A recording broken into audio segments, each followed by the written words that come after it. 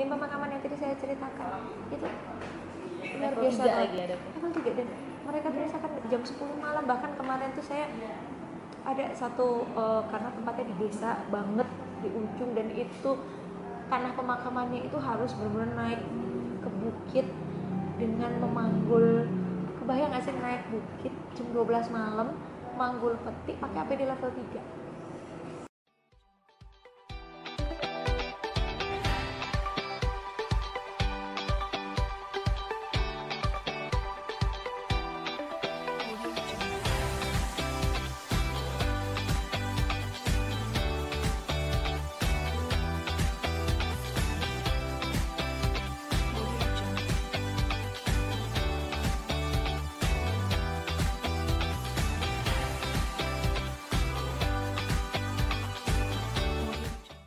Nah kemudian apalagi kita ngomong tension ya, ada maksudnya kayak burnout.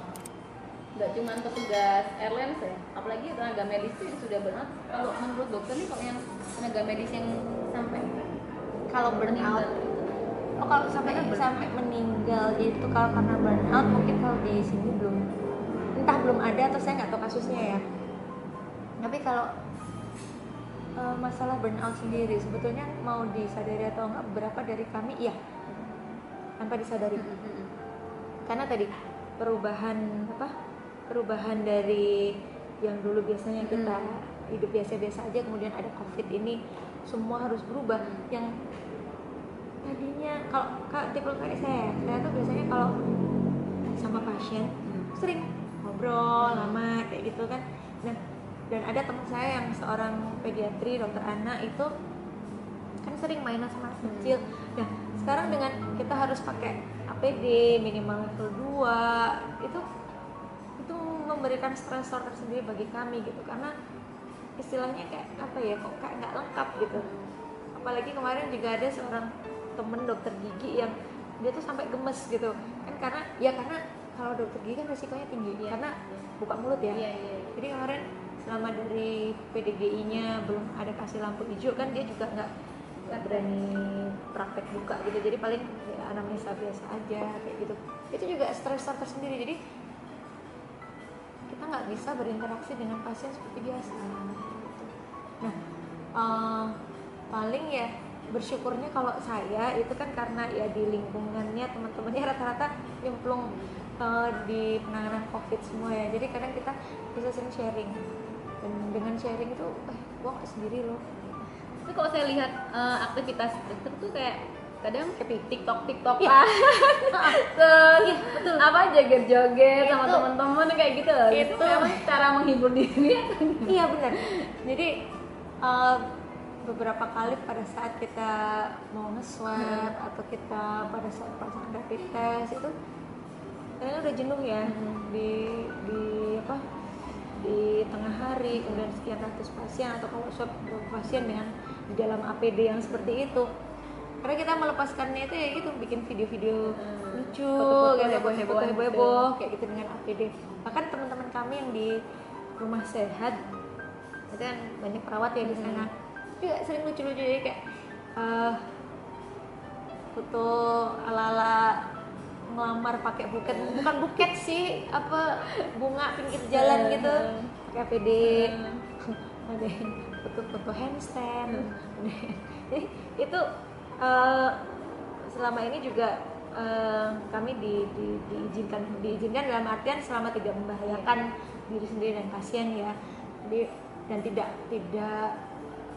di sembarang tempat, karena pemakaian APD level 3 tempat lepasnya juga itu sudah khusus, sudah tertentu gitu. Jadi ya selama di tempat-tempat tertentu itu bolehlah kita melakukan hal-hal yang mungkin bilang sedikit konyol, gila-gila. Iya, karena kalau lihat teman-teman lain yang di ruang isolasi di rumah sakit itu juga ada kan joget segala macam. Itu sebenarnya bukan kami meremehkan atau apa, enggak.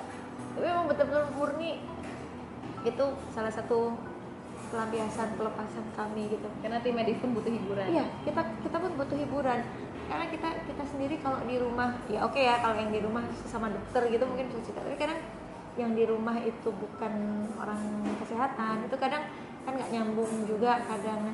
Karena yang nyambungnya sama teman-teman, apalagi dengan beban duh di rumah anak gue gimana nih. Nah biasanya kayak gitu, kita ngobrolnya sama teman-teman itu, dan so far sih itu membantu gitu. Jadi belum ada cerita teman-teman kami yang sampai stres berat itu, belum. Tapi ya itu mungkin harus dipahami juga karena mungkin pasien kita nggak sebanyak yang di Jakarta sama Surabaya ya. Nah kalau dengar cerita teman-teman yang di Jakarta itu kadang mereka sehari itu menerima confirm sekian ratus, kemudian harus berjaga di ruang isolasi dengan sekian pasien, dan pasien itu bergejala semua dan tidak kebayang menggunakan APD level 3 seketat itu, sepanas itu dalam kurun waktu berapa jam, 4 jam, 6 jam, dengan harus melakukan tindakan suction, harus segala macam di situ.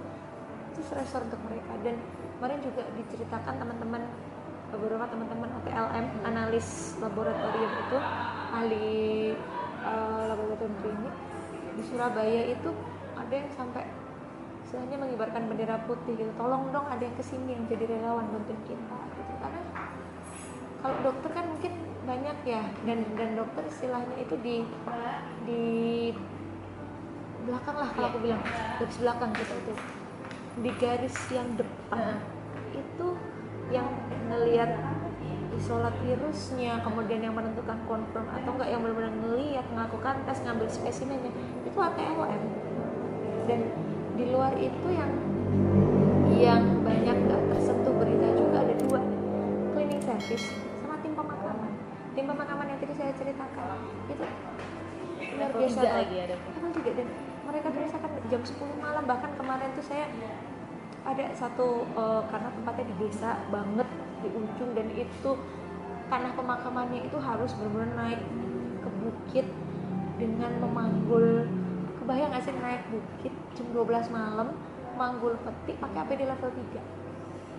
Panasnya gimana ya, dedeknya?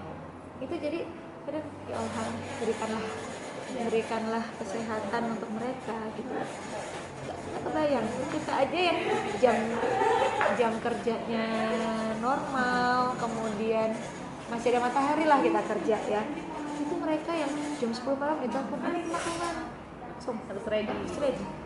Tapi mereka tuh relawan atau karyawan? ada karyawan, ada relawan, mostly relawan.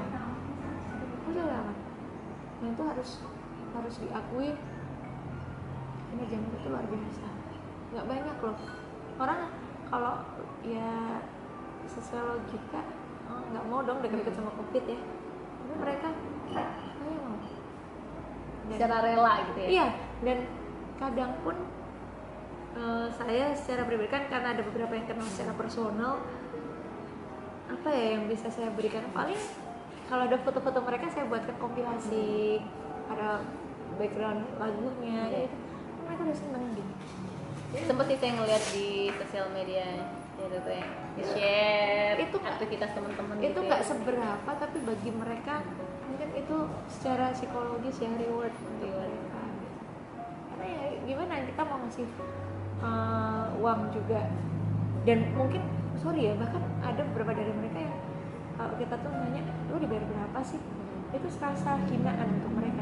Kita tuh bisa relawan gitu. Tulus banget ya.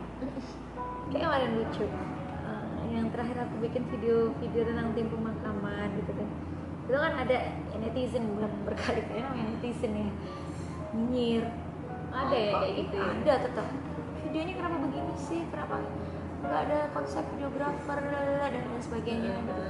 Ya aku sih simpel aja gitu, itu ada backstory-nya loh, ada backstory-nya. Kenapa? Karena kita membuat kolase ini bukan untuk pencitraan. Kami membuat ini supaya orang di luar itu tahu yang kerja tuh nggak cuma dokter loh, yang kerja tuh nggak cuma perawat gitu. Orang-orang ini servis, tim pemakaman itu ada, dan bahkan tadi yang bilang mereka lebih fight loh. Itu kadang nggak dengar gitu, jadi kayak lagi di pemakaman baru mereka mau copot segala macam, siang ada telepon lagi yang meninggal, dan orang meninggal kan kita nggak tahu kapan, pagi siang sore harus ready. Aduh ya Allah, orang-orang ini, dan mereka nggak harus bayar ini itu, nggak nuntut disebut, nggak nuntut ya itulah. Itu ada koordinatornya sendiri gitu. Koordinator ada, tetap dari dinas gitu, cuma kan tetap status teman-teman kan relawan di sana gitu. Dan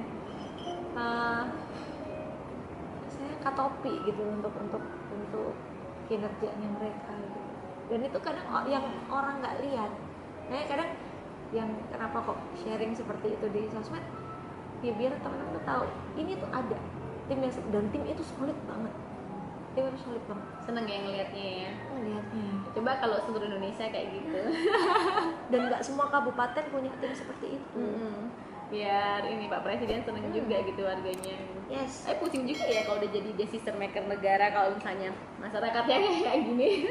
Pusing juga harus diapain ya orang-orangnya. Semoga kedepannya sih terpaksa ya. Karena mereka nggak bisa beli obat chemical, akhirnya mereka healthy lifestyle-nya itu pon gitu.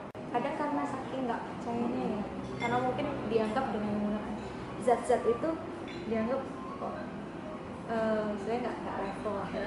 Sorry ngomongnya nggak level ya.